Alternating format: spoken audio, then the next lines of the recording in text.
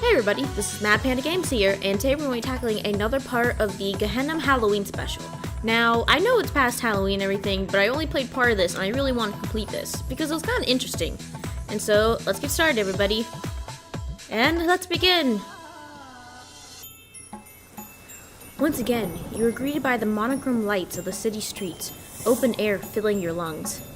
You run for a few more blocks until your muscles and lungs are screaming for you to stop. You stare at your hand, the flames extinguishing in the cool night air.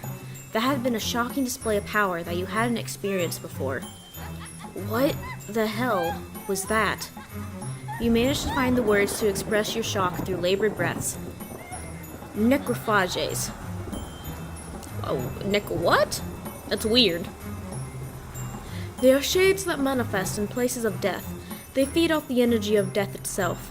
The only thing that is effective against them is fire. Opening a portal to Mohan's realm is the easiest way to dispose of them, which is precisely what I did.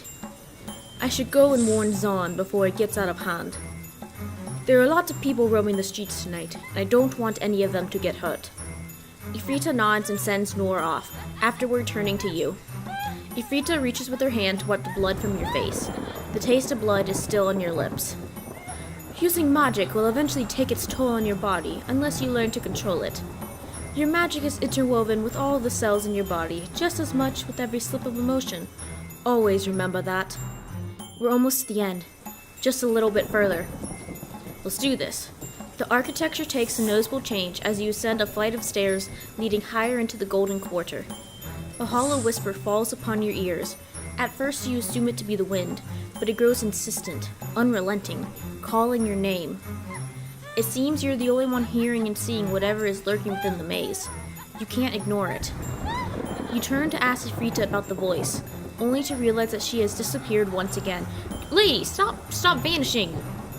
You slow down your pace, as if held by invisible weights. Your blood runs cold. Every nerve in your body is bristling and alert, your muscles twitching, still deciding whether to fight, stand your ground, or run. You turn your head to look down the pathway. At the very end of the stairwell, a shadowy figure contorts and warps the world around it, sucking any warmth or light left within the maze. It takes shape, flickering between an indescribable mass of darkness and the silhouette of a person, staring you down with fiery, malignant eyes. Crap, we don't know. We can either cast a fireball, it might be someone actually we know, and, there's just an illusion, or get out of there. Let's get out of here. Run for our life. Nope. Yep. You've heard enough tales of horror to know where this could go. You do not engage the spirit, or vision, or illusion, or whatever it is that is staring you down like you're its next prey. You turn tail and race up the steps. A guttural snarl signals the creature's slow approach, taking its time. No matter how much you push yourself, the creature seems to remain directly behind you.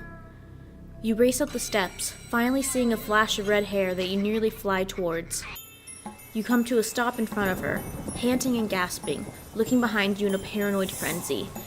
This isn't good at all. Ifrita can see the panic in you, as if you have seen a ghost. For real this time. Tell me what happened. Her voice is firm. Ifrita beckons you close and holds you, guiding you further and further from the danger. You recall the whole situation to Ifrita, your heartbeat slowing, the panic subsiding, only to be replaced by a dull dread resting in the back of your mind. That spirit will not stop until you fight back. The time will come again where you will be forced to defend yourself. Dang it! Should have used a fireball, damn it. Silence falls over you as you mull over Ifrita's words.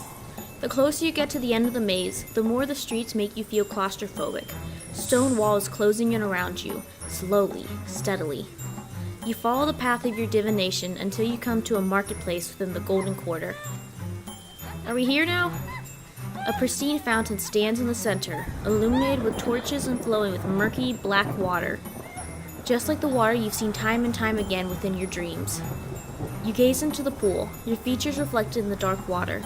You blink, and in the water's reflection, the same silhouette appears behind you, merely watching. That's not good. You slash the water, breaking apart the reflection and trudging away in exasperated dismay. Shadows creep at the edges of your vision, skittering up and down the walls like millions of tiny beetles. They close in on you, ready to swallow you up. Suddenly, the torches around you flare to life, licking up the walls, sending the shadows fleeing. The plaza is filled with light and an arcane warmth. The torches sink to their original height, dancing to the magic filling the streets as a familiar figure appears from the shadows. Oh, hello there! Valiru certainly took the chance to prepare a fancy costume for the occasion. He's covered in beautiful gold and red cloth, a trail of sparks and embers following behind him. His magic seems to have temporarily scared away the spirit, just as yours did. At least it responds somewhat to resistance. Did you see it? The spirit? Valley gives you a confused look, mixed with slight concern. The spirit? I'm afraid I don't know what you're talking about. That confirms your theory. The spirit is only appearing to you, at least for the time, yet it reacts to outside forces. Your train of thought is cut off by Ifrita stomping out an ember under her heel, with a satisfying sizzle. You're just looking for any chance to be a complete and utter show-off, aren't you? Well, of course. I've learned only from the best. Ifrita snorts and rolls her eyes, yet you can sense she is amused by Valley's bluntness. I like your costume, but... What exactly am I supposed to be? I'm a fire elemental. Alibaba and I helped each other with our costumes. Did you know Alibaba just has a drawer of phoenix feathers? I don't even want to know how he managed to collect them. Poor birds. Yeah, poor birds. Valley waves his hands dismissively. Alibaba wouldn't willingly hurt a bird. I'm just confused as to how he managed to collect them without horribly burning himself. Oven mitts, perhaps? I don't think so. A chilling breeze rushes through the streets, steeping all the warmth and joy from the interaction, and you swear you can feel the brush of sharp claws down your spine. The spirit is impatient, and you don't want to encourage its wrath by standing around. We should move. I'll see you at the party, my fiery friend. Very well. Stay safe, Panda. Vali nods and turns on his heel. You watch as he walks towards Alibaba, who has appeared from the shadows behind you all. You wonder how long he's been there. The two of them run off to cause whatever mischief they had planned for the evening. At least no one is wandering the maze alone tonight. Except Noor is gone now. After the arduous task of navigating the labyrinth, you find yourself at the base of the palace. The alabaster and golden walls are decorated with floating monochrome lights, bobbing up and down as if puppeteered by an unknown force. You breathe a sigh of relief. Finally, you're almost at the finish line. All you can think about is the party within, and a warm drink to numb your memory of the evening's events. You come to the final stretch of golden stairs. Loose pebbles begin to twitch until... The ground begins to shake until it becomes a full-blown rumble. The entire world is shaking around you, and as Ifrita braces herself near you, you realize that this is no illusion. This is not good. A screech rings through your ears, draconic in nature, and an amorphous shadow materializes before you. You watch as it takes the shape of a twisting serpent. Its giant maw extends towards you, and a foul stench fills your nostrils. It rises from the ground, bearing down upon you, smoke billowing from its serrated mouth. I see you, little creature. That's not good. That's not good at all. I don't want to be seen by this creature. The shadow dragon opens its jaws to impossible proportions, launching toward, ready to consume you. Ifrita extends her hand forward in an instant, and a blast of fire and brimstone tears through the creature, ripping its manifestation asunder. The ground ceases to rumble and shake. Everything is suddenly still. You stand with Ifrita, your eyes wide and your body shaking violently. That was... awesome or terrifying? Awesome! You are caught between complete terror and utter awe.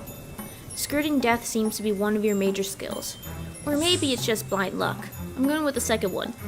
Your body tingles with adrenaline until you feel like you are sparking at the edges. Ifrita laughs, and you can feel the genuine warmth radiating from her. Or maybe it's just the residue of her spell. I'll admit, this evening exceeded my expectations too. She presses her index finger to her smiling lips. But don't tell Zahn I said that. Gazing at her grin, you realize that you've seen a new part of the Empress tonight. She seems more real than she has before. Zahn appears from the smoke that was once the dragon that threatened your life. Our honored guests have arrived. You and Ifrita get up, dusting the dirt off your clothes as Zahn approaches with a smile wide on his face. Tell me, how was it? Were you terrified? Were you thrilled? You truly outdid yourself, Azizam. Were you scared? Tell me everything. Ifrita raises her hand, interrupting him. I will be delighted to retell my little adventure with Panda, but first I need several drinks. Zahn sighs, but his smile remains on his face. He looks to you, a brow raised inquisitively. What did you think of tonight? What was your favorite part? I'm gonna go the champions' costumes because they were funny. They were funny and cute. The champions' costumes, they outdid themselves. Yes, well, they're a creative group. Even Noir, I suppose. And I, too, am proud of my many accomplishments tonight. My maze was fantastic. And well done to you as well, Panda, for being able to find your way through it. Too much talking, not enough drinking. Agreed. The party is just beginning. You've hardly missed a thing. Ifrita moves to follow Zahn back to the palace, the sound of music rushing out as the high priest pushes past the door. However, Ifrita stops before she enters the door. Thank you, Panda, truly. I haven't had this much fun in a long time. I misjudged you, my petitioner. I thought that you would be someone I needed to drag around by the nose to accomplish anything. I've had centuries of pulling people the directions I want them to go. Perhaps there are better motivators than fear. I thought that I needed to control you, just as I hold tight control of everything else in my life. But I realized the fault in my actions. I hope that tonight was a fresh start, for the both of us. Aw, yeah, accept her apology. Never say reject, oh my gosh. I like the sound of a fresh start between us. You feel the warmth of her body engulf you as she pulls into an embrace. When she steps away from you, she smiles softly. Seeing Ifrita tonight, with her free laughter and her strong will, puts the Empress in a different light for you. We'd better go. I'm still craving a drink. You watch Ifrita make her way into the palace until you're ready to join the others inside. Cool. Music blares through the air mixed with sounds of chatter as people dance together, dressed in intricate costumes of magnificent beasts. Glasses clink together, and people laugh in the distance. You observe the crowd and try to find someone you know. To your luck, you see a handful of familiar faces. We're going to Noir. You port to Noir, who stands off to the side of the crowd towards the wall. She's still wearing her silly costume, but you can tell she's smiling when you approach. Mind if I join you? Not at all. I have always enjoyed your company. Would you like a drink? Before you can reply, Noor sticks her hand out from under her costume and offers you a glass. I don't know. Technically, I'm not 21 yet. Let's go take the drink, though. You nod and take the glass, taking a long sip. The brandy warms your insides, making you feel pleasantly tingly. Noor presses herself against the wall. All the seats in the room are taken, and you bet her feet are as sore as yours from all the running. You sit down on the floor, looking up at Noor in a silent offer to join you.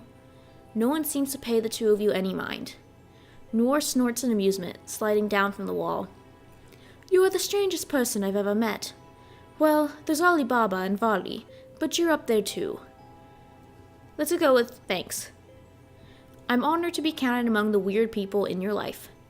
Noor laughs pleasantly at your remark. Your mind is soon bogged down with exhaustion from your day. Noor sits beside you in silence, but you feel no need to speak. Despite the crowd of people around you, no one interrupts you and Noir. A bubble of quiet forms around you both, and you wonder if your magic has begun leaking out to shield you and Noir from the world. The silence is comforting, and you are thankful Noir is there beside you. I'm so happy that we're together. You turn to speak to her and realize that her eyes have shut. You hear a quiet, muffled snore from Noir. You decide to let Noir sleep. If anyone deserves a peaceful rest, it was her. As if sensing your attention on her, she huffs softly and shifts until she's resting against your side. Aww. Eventually, the night rolls to an end, and Noor wakes up to diligently walk you to your quarters. She lingers at your door, peering at you from beneath the clumsily cut eye holes in her costume.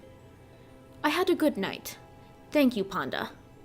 You fall asleep as soon as your head hits your pillow. You dream of the gardens, of Noor sitting with a basket of brightly colored flowers, with a smile that encourages you to join her. You sleep peacefully for the first time in weeks. Aw, it had been a good night. Yay! And that's done! That was so good. I liked this so much, and I'm glad we got to spend time with Noor, because she's my chosen person. And that is it! And so this is MadPanda signing out. If you like my content and you want to see more content like this, please remember to like, comment, and subscribe. And don't forget to hit that bell for notifications. Once again, this is MadPanda signing out. See you later, guys.